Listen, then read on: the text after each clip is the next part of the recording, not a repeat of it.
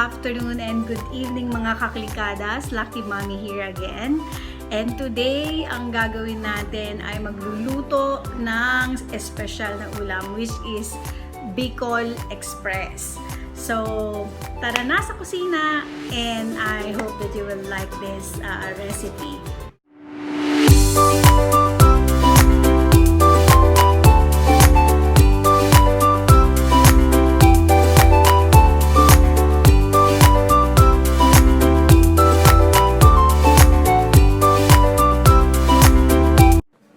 I-turn on na po natin yung stove at ilagay ang kaldero. Lagyan natin ng konting mantika at ilagay na natin ang bawang at sibuyas. Hindi na po natin kailangang hintayin na uminit ang mantika. Ilagay na natin kaagad yung dalawang ingredients, sibuyas at saka bawang. Haluin po natin siya hanggang sa makita natin na medyo brown na siya. Hindi naman yung sunog, pero yung tama lang yung pagkakaluto. Tuloy lang po ang paghalo hanggat makita natin na luto na yung bawang at sibuyas.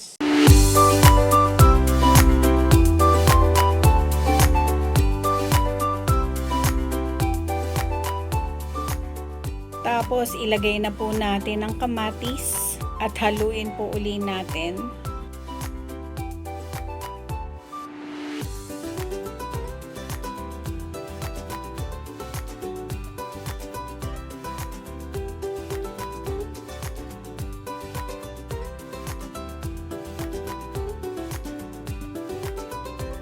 Kapag medyo malambot na yung kamatis, pwede na rin nating idagdag yung karne ng baboy para igisa.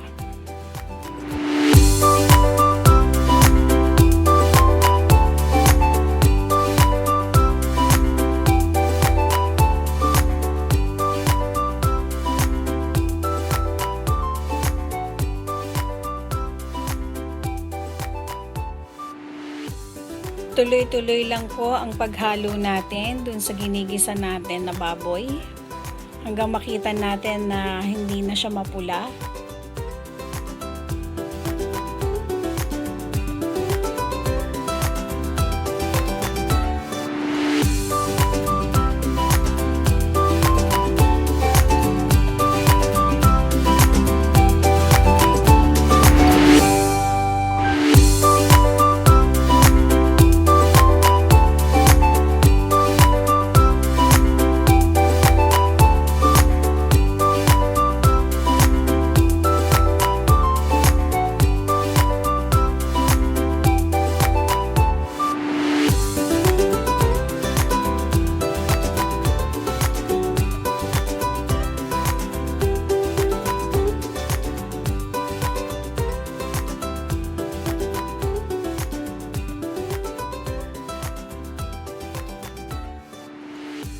Idadagdag na po natin ang patis sa ginigisa po natin. Tuloy lang po uli natin ang paghalo pagkatapos nating ilagay ang patis.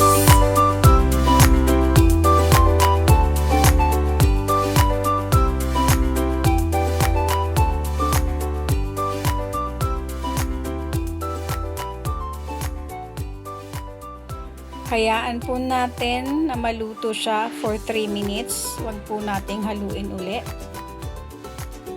Tapos ng 3 minutes, lagyan po natin ng isang basong tubig ang ating ginigisa.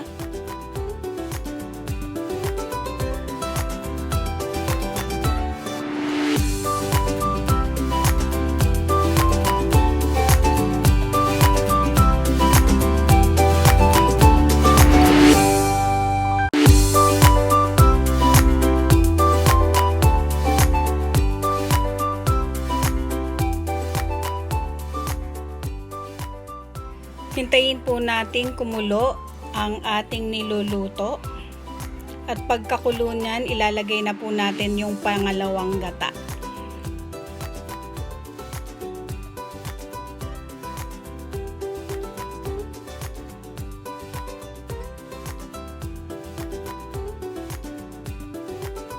Pwede na po nating idagdag ang siling labuyo dito.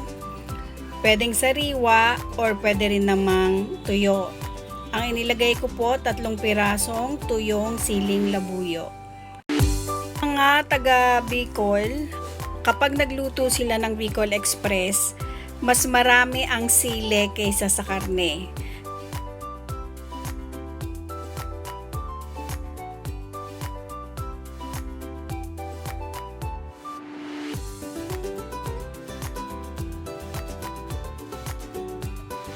Kapag medyo iga na ang sabaw ng niluluto natin or tuyo na, pwede na nating idagdag yung alamang.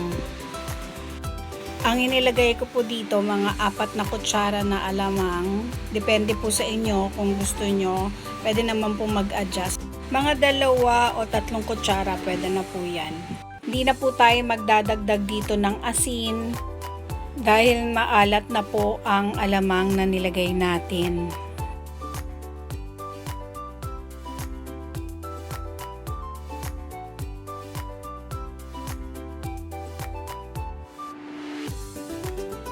Haluin lang natin uli para may i-spread natin yung alamang.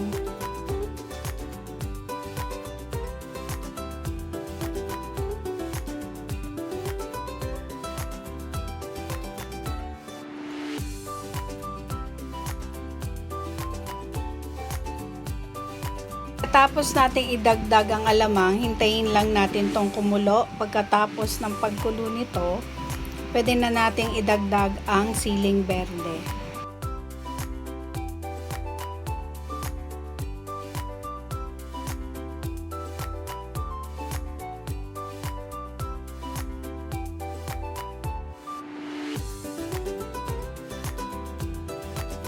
Patuloy lang nating haluin ang ating niluluto.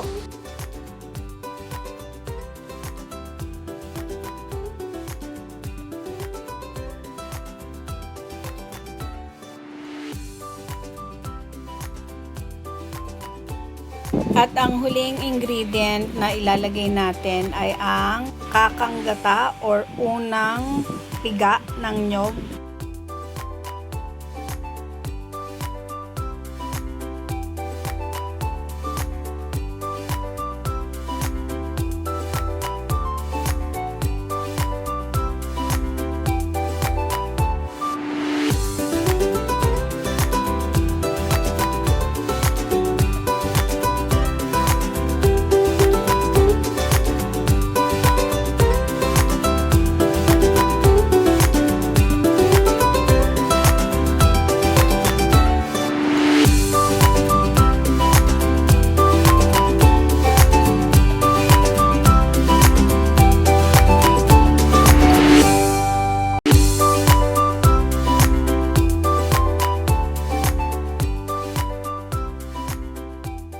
Tuloy-tuloy lang ang paghalo sa ating niluluto hanggang ito ay maiga.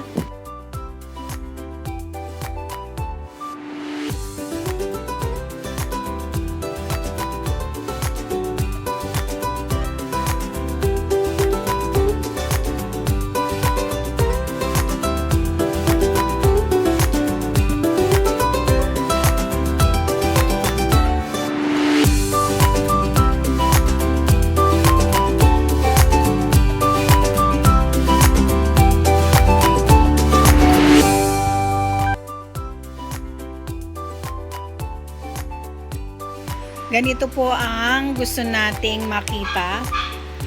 Hindi naman kailangan talagang matuyo yung niluluto or yung Bicol Express. Pwede na natin patayin ang apoy or turn off na po natin ang stove. Pwede na natin itong ilipat sa plato o sa lalagyan para kainin. Makikita nyo medyo nag-oil-oil pa siya habang kumukulo. Yan po yung gusto rin nating makita na magmamantika siya. Dahil po ito sa gata na nilagay natin. Ito na ang ating Bicol Express. Pwede na natin itong kainin.